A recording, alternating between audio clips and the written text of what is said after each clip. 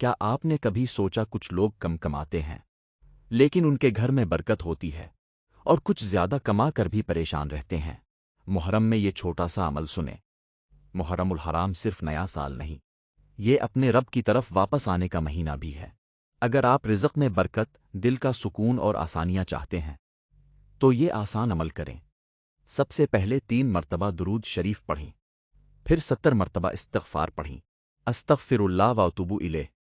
اس کے بعد 33 مرتبہ پڑھیں، یا رزاق۔ پڑھتے وقت دل میں یقین رکھیں کہ دینے والا صرف اللہ ہے۔ اب ہاتھ اٹھا کر دعا کریں، اے اللہ، میرے رزق میں برکت عطا فرما، میرے گھر سے تنگی دور فرما، حلال اور پاک رزق عطا فرما، اور میرے نصیب میں آسانیاں لکھ دے، آمین۔ یاد رکھیں، وظیفہ صرف الفاظ نہیں ہوتا، اس کے ساتھ نماز، استغفار اور حلال کوشش بھی ضروری ہے۔ ہو سکتا ہے آپ کی ایک دعا آپ کی زندگی بدل دے۔ اللہ ہمیں حلال اور بابرکت رزق عطا فرمائے، آمین۔ کمنٹ میں آمین لکھیں اور کسی اپنے کے ساتھ شیئر کریں۔